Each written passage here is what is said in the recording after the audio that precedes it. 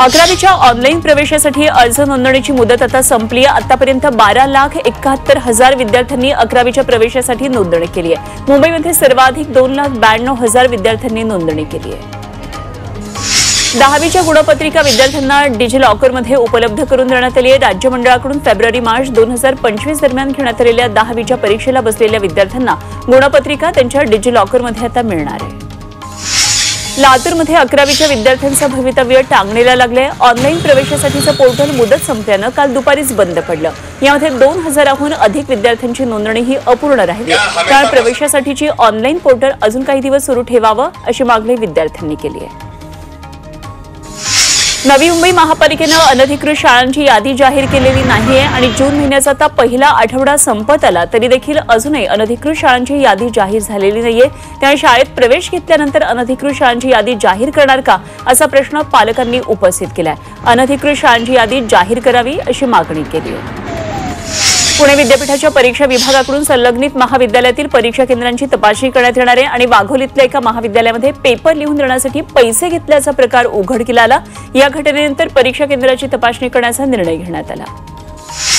अखिल भारतीय मराठी नाट्य परिषदेच्या पुरस्कारांची घोषणा झाली आहे। यामध्ये ज्येष्ठ अभिनेत्री नीना कुलकर्णी यांना जीवन गौरव पुरस्कार जाहीर करण्यात आला आहे। 14 जूनला माटुंगामधल्या यशवंत नाट्य मंदिरमध्ये हा पुरस्कार सोहळा पार पडणार आहे। डॉक्टर गणेश चंदनशिवे यांना अखिल भारतीय नाट्य परिषदेचा सर्वोत्कृष्ट लोककलावंत पुरस्कार जाहीर झाला आहे। गणेश चंदनशिवे हे मुंबई विद्यापीठाच्या लोककला अकादमीचे प्रमुख आणि सुप्रसिद्ध सिने पार्श्वगायक आहेत। तर मुंबईमध्ये 14 जून रोजी हा पुरस्कार सोहळा पार पडणार आहे। मुंबई विमानतळाच्या परिसरातील धुरक्याचं प्रमाण कमी करण्यासाठी उपाययोजना करण्यात येत आहेत आणि या ठिकाणी 2,000 झाडांची लागवड केली आहे।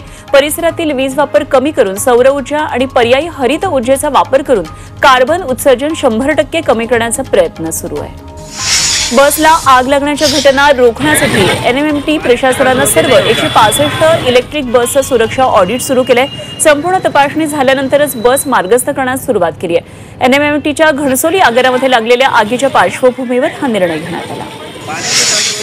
महापालिका निवडणुकांच्या तोंडावर शिवसेना युबीटीमध्ये पक्ष प्रवेश झालाय। वैभव दळवी आणि सुजाता शिंगाडे यांनी शिवसेना युबीटीमध्ये प्रवेश केला। सुजाता शिंगाडे या शिंदेच्या शिवसेनेच्या विभाग संघटिका होत्या, मात्र आता सुजाता शिंगाडे स्वगृही परतल्यात। नवी मुंबई आंतरराष्ट्रीय विमानतळाला दिबा पाटील यांचं नाव देण्यासाठी राज्य सरकारनं केंद्र सरकारला प्रस्ताव पाठवला होता। या प्रक्रियेला आता 3 वर्ष पूर्ण होतात। दरम्यान तातडीनं विमानतळाला दिबा पाटील यांचं नाव द्यावं, अन्यथा बेमुदत उपोषण करण्याचा इशारा कृती समितीनं दिलाय। रायगडमध्ये शेतकरी कामगार पक्ष आता आक्रमक झालाय। पावसामुळे शेतकरी, मच्छीमार, बागायतदार यांचं प्रचंड नुकसान झालंय। त्यामुळे नुकसान भरपाई देण्याची मागणी सरकारकडे करण्यात आली आहे आणि नुकसान भरपाई न दिल्यास तीव्र आंदोलन करण्याचाही इशारा दिलाय। भाजपचे खासदार किरीट सोमय्या यांनी भिवंडी दौरा केला। यावेळी त्यांनी पडघा बोरिवली ग्रामपंचायतीला भेट दिली।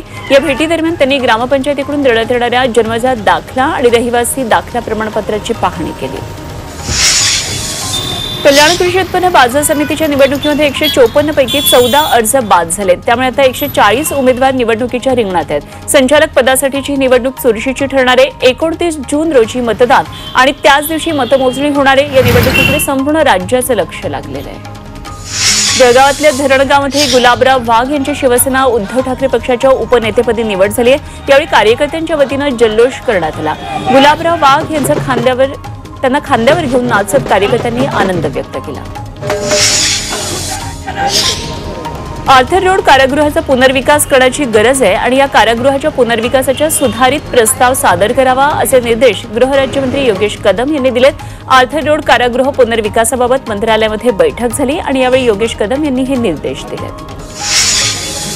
मुंबईमध्ये नाले सफाई, रस्ते काँक्रिटीकरण, घनकचरा व्यवस्थापनातल्या भ्रष्टाचाराची चौकशी करा अशी मागणी काँग्रेसच्या नेत्या वर्षा गायकवाड यांनी केली आहे। मुंबई महानगरपालिकेकडून मुंबईकरांना चांगल्या सोयीसुविधा मिळत नाहीत आणि त्यामुळे सर्व कामांची सखोल चौकशी करा असं वर्षा गायकवाड यांनी म्हटलंय। संतोष देशमुख हत्या प्रकरणामध्ये मराठा आंदोलक मनोज जरांगे यांनी राज्य सरकारवर काही सवाल उपस्थित केलेत। हत्या प्रकरणामध्ये सरकारची भूमिकाही संशयास्पद असल्याचं त्यांनी म्हटलंय। योग्य आरोपी अजूनही पकडलेला नाही आणि आरोपींचे वकील आरोपींना दोषमुक्त करा अशी मागणी करतात। त्यावर सरकारी वकील म्हणतात हरकत नाही, याचा अर्थ काय असा सवाल जरांगेंनी उपस्थित केलाय। अकोल्यामध्ये राष्ट्रवादी काँग्रेस पक्षाचे आमदार अमोल मिटकरी यांच्या निवासस्थानी शिवराज्याभिषेक सोहळा साजरा करण्यात आला आणि या सोहळ्यानिमित्तानं अमोल मिटकरी यांनी त्यांच्या निवासस्थानी शिवरायांच्या मूर्तीवर दुग्ध आणि जल अभिषेक केला। वाशीमधल्या अकोला नाका परिसरामध्ये शिवराज्याभिषेक सोहळा साजरा करण्यात आला। या सोहळ्यानिमित्तानं पालकमंत्री दत्तात्रय भरणे यांनी छत्रपती शिवाजी महाराजांच्या पुतळ्याला पुष्पहार अर्पण करून अभिवादन केलं। नागपूरमध्ये शिवाजी पुतळा चौकामध्ये शिवराज्याभिषेक सोहळा साजरा करण्यात आला। यावेळी विविध कार्यक्रमांचं आयोजन केलं। छत्रपती शिवाजी महाराजांच्या पुतळ्याला दुग्धाभिषेक करून महाआरती करण्यात आली।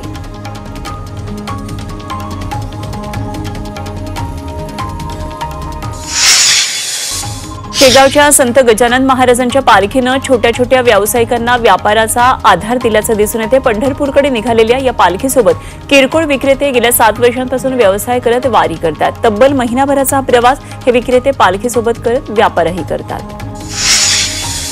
बीडच्या साकुरवाडीतल्या उत्तरेश्वर माऊली महाराजांच्या 25व्या पुण्यस्मरण सोहळ्यासाठी कळंब तालुक्यातल्या भक्तांनी 10,001 किलो साखर दान केली आणि कळंब तहसीलदारांच्या हस्ते विधिवत पूजा करून साखरेनं भरलेल्या गाड्या साकुरवाडी देवस्थानकडे रवाना झाल्या।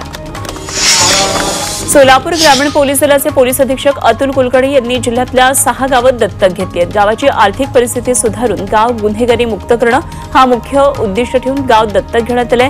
सोलापूर जिल्ह्यामध्ये 4ही बाजूनी रस्त्याच्या कडेला वृक्षारोपण करून हरितवारी हा प्रकल्प राबवण्यात येणार आहे। वाशीकडून मानखुर्दकडे जाणारा नवीन खाडी पूल आता प्रवाशांसाठी खुला झाला, त्यामुळे प्रवाशांची वाहतूक कोंडीमधून सुटका झाली आहे। तसंच सायन पनवेल महामार्गाचा प्रवासही अधिक गतिमान होणार आहे। गुन्हेगारांची ओळख टिकवून ठेवण्यासाठी राज्यातले 45 ठिकाणी मापन संकलन युनिट बसवण्यात आले आणि याद्वारे गुन्हेगारांची बायोमेट्रिक माहिती पुढच्या 75 वर्षांसाठी जतन करून ठेवता येणार आहे। 7 राज्यांमध्ये प्रायोगिक तत्वावर हे युनिट बसवलेले आहे। मुंबईतल्या 714 कॉन्क्रीट रस्त्यांची कामं ही अर्धवटच राहिली आहेत आणि या अर्धवट रस्त्यांना पावसाळ्यामध्ये तात्पुरत्या डांबरीकरणाचा मुलामा दिला जातोय। पावसाळा संपताच या रस्त्यांचं कॉन्क्रिटीकरण पूर्ण केलं जाणार आहे, त्यामुळे महापालिकेच्या कामावर आता प्रश्न उपस्थित होत आहेत। नांदेडमध्ये एकाच कुटुंबातील 3घांना विषबाधा झाली आहे। नांदेडच्या किनवट तालुक्यातल्या पांगरी गावातली घटना आहे। 3घांवर शासकीय रुग्णालयात उपचार सुरू आहेत। रात्रीच्या जेवणातून विषबाधा झाल्याचा अंदाज आहे। हनीमूनसाठी शिलाँगला गेलेलं इंदूरचं रघुवंशी दाम्पत्य बेपत्ता झालं होतं। त्यापैकी पती राजाचा मृतदेह आता सापडलाय, तर गेल्या 12 दिवसांपासून पत्नी सोनमचा शोध सुरू आहे। सोनमचा भाऊ गोविंद गेल्या 2 आठवड्यांपासून तिचा शोध घेतोय आणि तिचं अपहरण झाल्याची शंका सोनमच्या भावानं व्यक्त केली आहे। वाहनांच्या विक्रीमध्ये गेल्या वर्षीच्या तुलनेत यंदा घट झाली आहे। दुचाकीच्या विक्रीमध्ये 17% तर कारच्या विक्रीमध्ये 8.6% घट झाली आहे। मोबाईलच्या विक्रीमध्ये 7% घट झाली आहे। वाशीमधल्या कामरगावमध्ये आठवडाभरापासून पाणी पुरवठा बंद आहे। हर घर नल हर घर जल योजनेच्या अंतर्गत असलेल्या नळाद्वारे पाणी येत नसल्यानं नागरिकांचे प्रचंड हाल होत आहेत, त्यामुळे लवकरात लवकर पाणी पुरवठा पूर्ववत न झाल्यास आंदोलनाचा इशारा नागरिकांनी दिला आहे। पिंपरी चिंचवडमधल्या आकुर्डी रावेत रस्त्यावर चेंबरमधून पाणी बाहेर येत होतं आणि या चेंबरमधून दुर्गंधीयुक्त पाणी वाहत असल्यामुळे परिसरातल्या नागरिकांना त्रास सहन करावा लागतोय। तसंच या पाण्यामुळे नागरिकांच्या आरोग्याला सुद्धा धोका निर्माण झालाय, त्यामुळे चेंबरची दुरुस्ती करण्याची आता मागणी करण्यात आली आहे। मुंबई महानगरपालिकेकडून डोंगर उतारांवरच्या दरडी कोसळण्याच्या ठिकाणांची पाहणी करण्यात आली आहे। यामध्ये 279 दरडी कोसळण्याची ठिकाणं आढळून आली आहेत आणि यामध्ये 75 ठिकाणं ही धोकादायक आहेत, तर 45 ठिकाणं ही अति धोकादायक श्रेणीमध्ये असल्याचं महापालिकेनं पाहणीतून स्पष्ट केलं आहे।